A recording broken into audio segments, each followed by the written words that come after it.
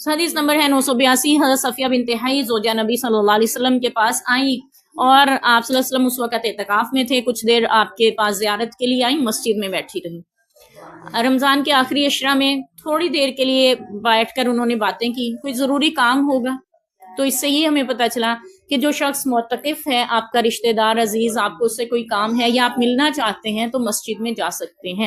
ہاں، بیویوں سے معاشرت کی اعتکاف میں اجازت نہیں ہے، اللہ نے اسے ہمیں قرآن پاک میں اصول بتائے ہیں۔ تو لیکن گئی ہیں، وہاں بیٹھی ہیں، کچھ دیر باتیں کی، پھر اٹھ کر جانے لگی تو نبی پاک صلی اللہ علیہ وسلم ان کو گھر تک چھوڑنے کے لیے ساتھ چلے، کیونکہ رات کا وقت ہو گیا تھا کافی زیادہ اور آپ کو مناسب نہیں لگا کہ ان کو اکیلا جانے دیا جائے۔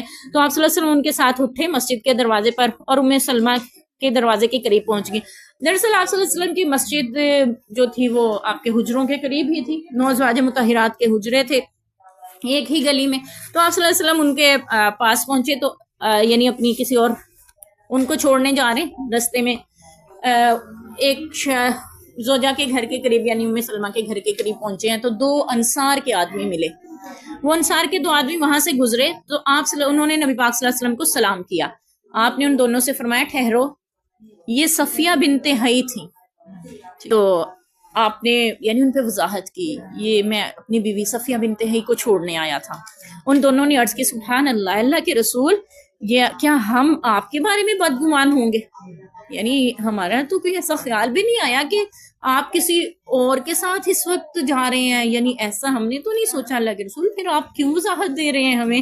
تو آپ صلی اللہ علیہ وسلم نے فرمایا، یعنی ان دونوں کو یہ بڑا عجیب سا لگا نا کہ ہمارے بارے میں نبی پاک شاید شک کر رہے ہیں کہ ہم ان پہ نبی پاک کے بارے میں شک کر رہے ہیں۔ تو انہوں نے کہا سبحان اللہ، اللہ کے رسول، یعنی ہمارا کوئی ایسا خیال تک نہیں آیا، آپ ہمیں یہ کیوں فرما رہے ہیں؟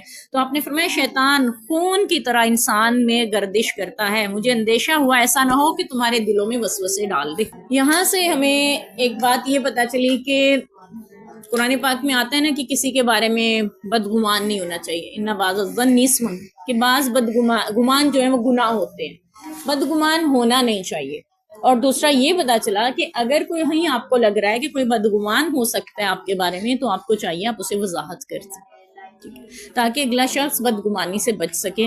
ہاں آپ کو یقین ہے وہ بدگمان نہیں ہو سکتا، پھر بھی وضاحت کر دیں، کہیں ایسا نہ ہو کہ شیطان اسے بدگمان کر دے۔ جیسے فرض کیا باہر نکلی ہوئی ہیں خواتین، اکثر ایسا ہو جاتا ہے تو وہاں کوئی سواری نہیں مل رہی، آپ کے محلے کا، آپ کے گاؤں کا کوئی فرد مل گیا، آپ اسے کہتی ہیں مجھے گھر تک چھوڑ دیں اور اس کے ساتھ آ جاتی ہیں۔ گھر میں آ کے شوہر کو، باپ کو، بھائی کو لازمی بتا دیں، امی کو ضرور بتا دیں، تاکہ ایسا نہ ہو کہ کوئی اور آ کے بتائے اور گھر میں ایک بدگمانی پھیل جائے۔ ٹھیک ہے، تو کوئی بھی ایسا مسئلہ ہم اس میں پڑھ چکے کہ سفر میں کیا حدود ہیں ہماری اور کہاں تک آپ جو ہے نامحرم کے ساتھ سفر نہیں کر سکتی ہیں، محرم کے بغیر سفر نہیں کر سکتی ہیں۔ تو یہاں پہ بھی یعنی بہت سے ایسے مسائل ہمارے ہو سکتے ہیں کہ جن کے بارے میں ہمیں وضاحت کر دینی چاہیے از خود۔ اور آپ خود اگر گھر والوں کو بتا دیتے ہیں نا اپنے بارے میں تو باہر کا کوئی آ کے بتائے تو بدگمانی پیدا نہیں ہوتی، بلکہ انسان کو بتاتے ہیں ہاں ٹھیک ہے ہمیں پتہ ہے اس بات کیسے ہے۔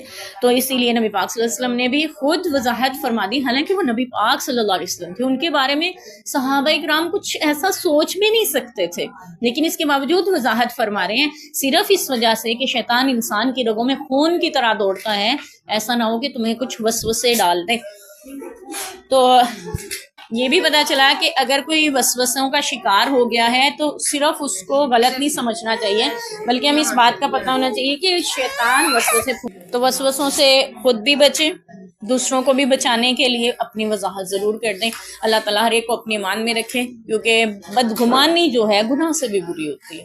انسان خام خواہ بدگمان ہوتا رہتا ہے، پھر وہ سب کچھ دکھائی اور سنائی دیتا ہے جو ہوتا بھی نہیں ہے۔ اب اگر کوئی ساس اپنی بہو سے بدگمان ہو جائے نا، وہ اپنے گھر بات کر رہی ہو نا فون پہ، اس کو لگتا ہے میری غیبتیں کر رہی ہو، ٹھیک ہے؟ تو ہمیں بھی دنیا میں کسی سے بدگمانی ہو جائے، وہ اپنی باتیں بھی کر رہے ہو نا، ہمیں لگتا ہے نہیں میرے خلاف ہی بول رہی ہوں گی، اس لیے بدگمانی سے بچنا بھی چاہیے اور کوئی مسئلہ ہو تو وضاحت بھی کر دینی چاہیے۔